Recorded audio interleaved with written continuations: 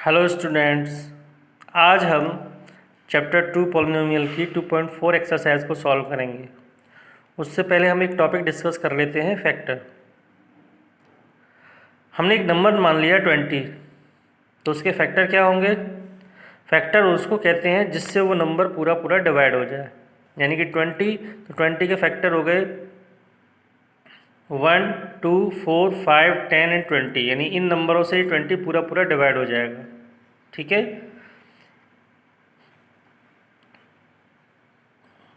एक होता है प्राइम फैक्टर, तो ये प्राइम फैक्टर होते हैं और ये इनको फैक्टर कहते हैं। तो प्राइम फैक्टर और फैक्टर में डिफरेंस समझ लेना। फैक्टर वो होते हैं जिनसे कोई भी नंबर पूरा पूरा डिवाइड हो जाए, यानी कि रिमाइंडर ज़ीरो आए। अब हमें ये चेक करना है कि 5 इस 20 का फैक्टर है या नहीं है। 5 इज़ द फैक्टर ऑफ 20 और नॉट। तो इसको चेक करने का एक ही तरीका है, हम डिवाइड करेंगे 5 का 20 में। क्वोशंट हमारा 4 आ गया, 4 टाइम्स टेबल जाएगी, यानी रिमाइंडर हमारा ज़ीरो आ गया, पूरा पूरा डिवाइड चला गया। यही एक कंडीशन ऐसी है जिससे हम ये चेक करते हैं कि कोई भी नंबर किसी दूसरे नंबर का फैक्टर है या नहीं है, यानी हमारा रिमाइंडर डिवाइड करने पर ज़ीरो आना चाहिए, तभी हम कह सकते हैं कि 5 is the factor of 20। Same चीज़ हम पॉलिनोमियल में करते हैं। अगर हमारे पास दो पॉलिनोमियल दे रखे हैं, similarly if we divide one polynomial by another polynomial, remainder is zero, so we can say that one polynomial is a factor of other.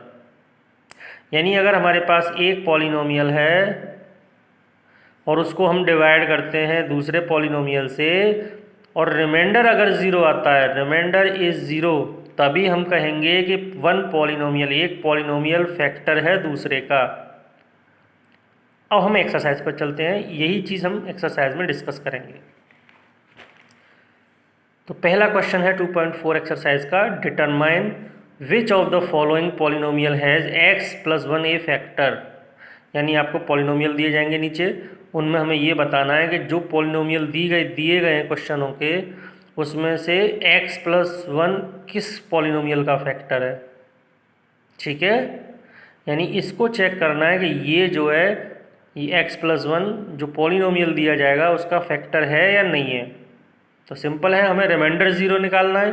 अब रिमाइंडर ज़ीरो निकालने के लिए दो तरीके हैं, लॉन्ग डिवीज़न मेथड से, या पिछली वीडियो में हमने रिमाइंडर थ्योरम पढ़ी थी। चलिए देखते हैं कैसे चेक करेंगे। पहला पार्ट है इस फर्स्ट क्वेश्चन का, P X equal to X cube plus X square plus X plus 1, एक पॉलिनोमियल दे दिया। अब मुझे ये चेक करना है कि इस पॉलिनोमियल का ये वाला जो पॉलिनोमियल है फैक्टर है या नहीं, एक्स प्लस 1। तो इसको हम जी एक्स मान लेंगे, जिसकी टेबल पढ़ते हैं, जिससे डिवाइड देते हैं उसको जी एक्स मानते हैं। इसको हम इक्वल टू ज़ीरो लिख के एक्स की वैल्यू निकाल लेते हैं इससे, जैसे रिमाइंडर थ्योरम में निकालते हैं। सेम वही प्रोसेस है, जिसको फैक्टर प्रूफ करना है उसको हम इक्वल टू ज़ीरो लिख के हर क्वेश्चन में एक्स की वैल्यू निकालेंगे और उस एक्स वैल्यू को हम क्वेश्चन में पुट करेंगे।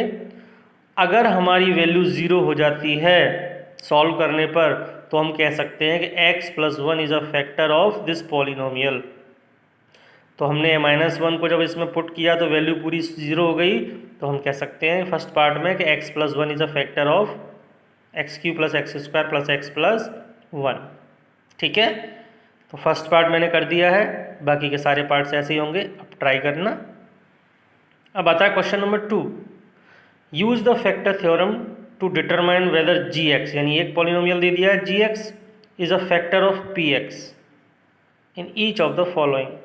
यानी कि कुछ पार्ट्स दिए जाएंगे क्वेश्चन के, उसमें हमें ये, इसमें जी एक्स होगा और पी एक्स होगा, हमें ये बताना है कि जी एक्स फैक्टर होगा पी एक्स का। ठीक है,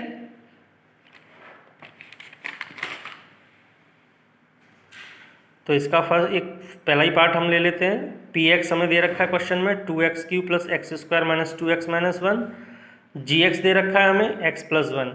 तो वही सेम प्रोसेस फॉलो करेंगे जो क्वेश्चन 1 में किया था। जिसको फैक्टर प्रूफ करना है उसको इक्वल रख के उससे x की वैल्यू निकालेंगे और वो वैल्यू हम पॉलिनोमियल में पुट करेंगे। तो -1 उसको हमने पॉलिनोमियल में पुट किया पी एक्स में, पूरे को सॉल्व किया, हमारा आंसर 0 आ गया। अगर 0 आ जाता है तो हम कह सकते हैं कि जो gx वाली वैल्यू है यानी x+1 ये is a factor of polynomial px। ठीक है, अगर यहाँ 0 नहीं आता तो हम कह देते gx is not a factor of px। समझ में आ गया? बिल्कुल पहला और दूसरा क्वेश्चन सेम है। इसके भी बाकी पार्ट्स आप ट्राई करना, एक पार्ट हमने सॉल्व कर दिया। अब आती है बात question 3। Find the value of k की वैल्यू निकालिए if x-1 is a factor of px in each of, नीचे जितने भी पॉलिनोमियल दिए जाएंगे px उसमें हमें ये बताना है कि उसमें हमें k की वैल्यू निकालनी है। लेकिन हमें ये कंडीशन दे रखी है कि अगर x-1 is a factor of px, यानी ये हमें क्वेश्चन में ऑलरेडी नोन है, बता दिया उसने कि x-1 px जो पॉलिनोमियल दिया जाएगा उसका फैक्टर है, यानी इसकी वैल्यू हम उसमें पुट करें तो 0 आएगा क्योंकि फैक्टर है ये इसका। और हमें उससे k की वैल्यू निकालनी है। चलिए क्वेश्चन से समझते हैं। इसका फर्स्ट पार्ट है px हमें दे रखा है x² + x के, यानी ये वाला पॉलिनोमियल दे रखा है और क्वेश्चन में हमें बताया गया है कि x-1 इसका फैक्टर है। तो फैक्टर है तो इससे वैल्यू जो निकलेगी वो इसमें लगाएंगे तो 0 आएगा क्योंकि फैक्टर है, ये पहले ही बता दिया हमें। चलिए x-1 को 0 लिखते हैं, जो वैल्यू फैक्टर है उससे हमने वैल्यू निकाल ली x की, जैसे ऊपर के दोनों क्वेश्चनों में निकाली थी। अब हम जब इसको इसमें पुट करेंगे तो इक्वल टू 0 लिखेंगे। क्यों? क्योंकि इसका आंसर 0 आएगा, क्योंकि ये पहले से ही बता दिया कि ये इसका फैक्टर है। तो फैक्टर है तो 0 आएगा वैल्यू लगाने पर। अब इसको सॉल्व कर लेते हैं। x की जगह मैंने 1 लिखा, 1² + 1 + k, 1 1 2 हो गए, 2 इधर जाके माइनस हो गया, k की वैल्यू -2 आ गई। ठीक है, तो तीनों ही क्वेश्चन बिल्कुल मिलते जुलते हैं। इसका हम एक और पार्ट चेक करते हैं। px थर्ड पार्ट करते हैं। ये भी हमें एक पॉलिनोमियल दे दिया और x-1 को उसने बताया ही है क्वेश्चन में कि ये x-1 इसका फैक्टर है। अगर फैक्टर है तो हमने इससे x की वैल्यू निकाल ली और इसमें पुट की इस पॉलिनोमियल में, तो इसको 0 बना देगा। इक्वल टू 0 लिख दिया हमने, आंसर 0 आएगा हमारा क्योंकि ये इसका फैक्टर है। हम सॉल्व कर लेते हैं। 1 का स्क्वायर यानी x की जगह 1 लगाया, 1 का स्क्वायर -√2, x की जगह 1 + 1 0, ये k हो गया, ये -√2 + 1 इधर जाके √2 - 1 आ गई k की वैल्यू। ठीक है, तो बाकी क्वेश्चन आप ट्राई करिएगा। अब मियाँ एक क्वेश्चन 4 में देखते हैं। हमें फैक्टराइज करना है, लेकिन हमें क्वाड्रेटिक पॉलिनोमियल दिया जाएगा, उसको जब हम फैक्टराइज करेंगे तो उसका एक तरीका है जिसको कहते हैं by middle term split method. अगर ये आपको आता है तो अच्छी बात है, 8th क्लास में भी पढ़ाया जाता है, और अगर नहीं आता तो हम यहाँ डिस्कस करते हैं कि मिडिल टर्म से हम क्वाड्रेटिक पॉलिनोमियल के फैक्टर कैसे करते हैं। तो यहाँ जो x² का कोफिशिएंट है उसका मल्टीप्लाई 1 में करेंगे। ठीक है, अगर यहाँ कुछ नहीं होगा तो यहाँ 1 मान लेंगे, लेकिन यहाँ नंबर दिया हुआ है तो यहाँ 12 है, 12 × 12। अब 12 को हमें ऐसे दो नंबरों में ब्रेक करना है कि उन्हीं दो नंबरों को जब मल्टीप्लाई करें तो 12 आ जाए, और उन्हीं दो नंबरों को जब हम प्लस करें तो हमें जो बीच में नंबर लिखा हुआ है ये -7 आना चाहिए। फिर समझ लीजिए, 12 को ऐसे दो नंबरों में अलग अलग लिखना है कि मल्टीप्लाई 12 आए, और उन्हीं दो नंबरों को जब मैं प्लस करूं तो -7 आना चाहिए जो बीच में लिखा हुआ है। तो सबसे पहले हम इसका तरीका है कि हम इसके फैक्टर कर लेते हैं, प्राइम फैक्टर 12 के। 2 से 6 टाइम्स 2 से 3, 3 से 1।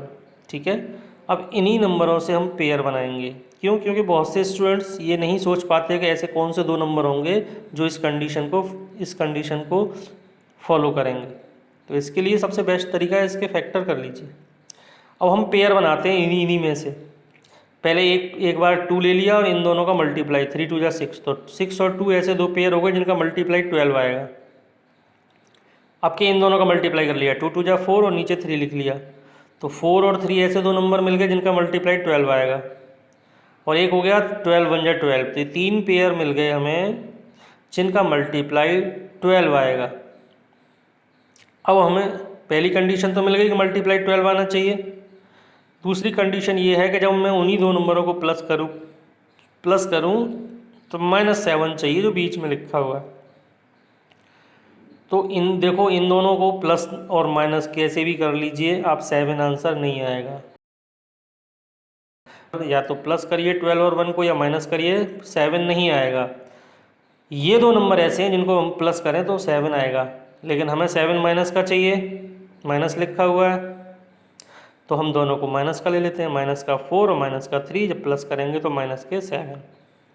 अब प्लस करने पे तो -7 आ गया। क्या इन दोनों नंबरों को मल्टीप्लाई करने पर 12 आएगा? बिल्कुल आएगा। -4 और -3 को जब मल्टीप्लाई करेंगे तो माइनस से माइनस कट जाएगा, आंसर प्लस के 12।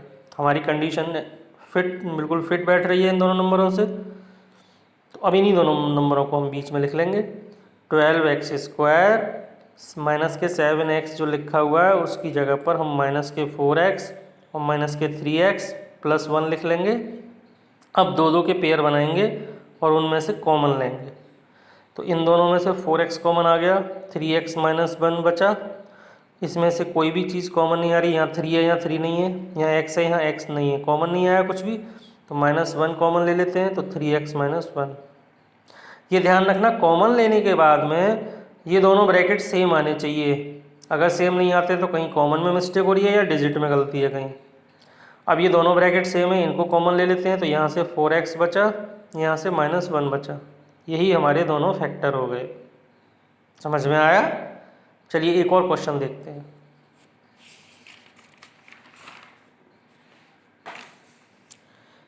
(6x² + 5x - 6), ठीक है, ये शायद थर्ड वाला पार्ट है।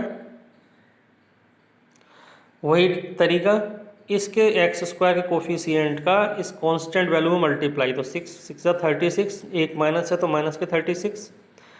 अब इसको दो नंबरों में ब्रेक करना है कि जब हम दोनों नंबरों को मल्टीप्लाई करें तो माइनस के 36 आना चाहिए, और जब हम उन्हीं दो नंबरों को प्लस करें तो ये जो बीच में लिखा हुआ है प्लस के 5 आना चाहिए। तो सबसे पहले इसके फैक्टर कर लेते हैं, प्राइम फैक्टर। 2 से 18, 2 से 9, 3 से 3, 3 से 1, ये हमारे फैक्टर हो गए। अब इनसे हम पेयर बनाएंगे दो दो के। पहले हमने केवल 2 लिया और नीचे का मल्टीप्लाई 2, 3 या 6, 3 या 18, तो एक पेयर ये बन गया जिसका मल्टीप्लाई 36 होगा। अब के हमने 2 2 जा 4 लिखा और 3 3 जा 9 लिखा, इन दोनों का मल्टीप्लाई 36 होगा।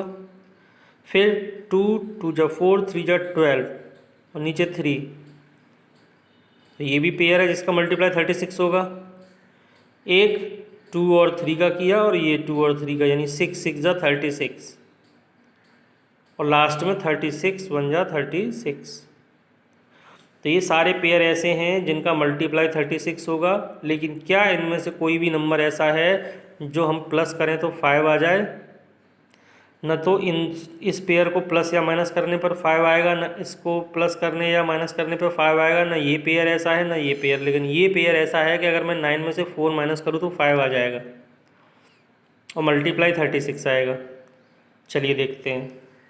तो मुझे 5 चाहिए, तो 9 को प्लस का ले लेते हैं, 4 को माइनस का। तो 9 में से 4 माइनस किया तो 5 आ गया।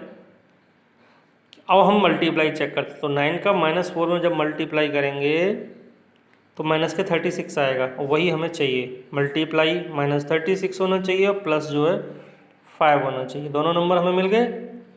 अब इनको हम बीच में ब्रेक करके, मिडिल टर्म यानी बीच वाले टर्म को स्प्लिट यानी ब्रेक करके हम ये दो नंबर लिख देंगे।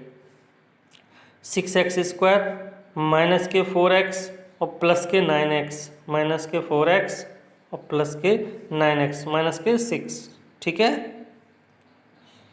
अब हम कॉमन लेते हैं दो दो का पेयर बना के। इन दोनों में से 2x कॉमन आ गया, 3x माइनस 2। इन दोनों में से +3 कॉमन आ गया, 3x माइनस 2। और फिर ये पूरा ब्रैकेट दोनों जगह आ रहा है, ये कॉमन आ गया, तो यहाँ से 2x बचा और यहाँ से +3। ये हमारा क्वेश्चन सॉल्व हो गया, ठीक है। बाकी के आप 2 पार्ट्स रह गए, बाकी के आप ट्राई करिएगा। अब हम आते हैं लास्ट क्वेश्चन पर, क्वेश्चन नंबर 5। इसमें हमें क्यूबिक पॉलिनोमियल दिया गया है x cube minus 3x minus 9x minus 5, ठीक है। इसकी डिग्री 3 है तो क्यूबिक हो गया। अब हम इसको सॉल्व करने का एक तरीका है कि एक्स क्यू का जो कोफिशिएंट है, यहाँ कुछ नहीं नंबर है तो 1 मान लिया, इसका हम लास्ट वाले कांस्टेंट वैल्यू से मल्टीप्लाई करेंगे। 5 बन जाओ 5। अब 5 के फैक्टर कर लो, तो 5 प्राइम नंबर है तो इसके फैक्टर 5 और 1 ही होंगे। बस इन्हीं को हम प्लस और माइनस में लगा के इसमें वैल्यू चेक करेंगे। यानी 1 को हमने +1 और -1 ले लिया और जो 5 था उसको +5 और -5 ले लिया, ठीक है। इन चारों नंबरों से हम इसमें चेक करेंगे कि क्या किसी भी एक नंबर से ये वैल्यू 0 हो जाएगी पूरी। चलिए -1 से स्टार्ट करते हैं। सबसे पहले मैंने -1 इसमें पुट किया, तो -1 का क्यूब -3 मल्टीप्लाई -1 का स्क्वायर -9 -1 -5। जब इसको सॉल्व करेंगे तो ये 0 आ गया हमारा आंसर, ठीक है। तो -1 लगाने पर जब 0 आ गया ये पूरा पॉलिनोमियल, क्यूबिक पॉलिनोमियल, तो उससे उस वैल्यू से हम फैक्टर निकाल लेते हैं। यानी -1 लगाया था, अब इस -1 को इधर लिख देंगे तो ये x+1 हो जाएगा और ये ही इसका फैक्टर निकल आया 1। समझ में आया पहला फैक्टर कैसे निकालना है। अगर -1 से वैल्यू 0 नहीं आती तो फिर हम +1 लगाते, +1 से भी नहीं आती तो फिर -5 लगाते। यानी एक वैल्यू तो हमें ऐसी चाहिए जिससे इसको ये पूरा 0 हो जाए, उससे हम फैक्टर निकाल लेते हैं एक, ठीक है। एक फैक्टर आ गया। अब हम उस फैक्टर का इस क्यूबिक पॉलिनोमियल में डिवाइड देते हैं लॉन्ग डिवीज़न मेथड से, जो हमने आपको लास्ट वीडियो में सिखाया है लॉन्ग डिवीज़न मेथड। डिवाइड पूरा पूरा जाएगा, ये ध्यान रखना, और रिमाइंडर कुछ नहीं बचेगा। उससे हमें क्वाड्रेटिक पॉलिनोमियल मिल जाएगा कोशेंट में। फिर हम उस क्वाड्रेटिक पॉलिनोमियल को मिडिल टर्म स्प्लिट से सॉल्व करेंगे। मिडिल टर्म स्प्लिट मैंने दोनों क्वेश्चनों में, दोनों पार्ट्स में क्वेश्चन 4 के में तरीका आपको बता दिया है, आप ट्राई करिएगा। मिडिल टर्म स्प्लिट से सॉल्व करके फिर हमें लास्ट में 2 फैक्टर मिल जाएंगे, x-5 और x+1, और हम x+1 ऑलरेडी एक फैक्टर इसका निकाल चुके हैं, वैल्यू जब हमारी 0 हुई थी। इस तरीके से x+1 पहले निकाल लिया और 2 फैक्टर यहाँ से मिल गए हमें, ये हमारा पूरा फैक्टर निकल आए क्यूबिक पॉलिनोमियल के, ठीक है। समझ में आ गया। उम्मीद करते हैं कि बाकी के पार्ट्स आप खुद निकालने की कोशिश करेंगे और आपको अच्छे से समझ में आ गया होगा कि क्यूबिक पॉलिनोमियल कैसे सॉल्व किया जाता है। Thank you very much.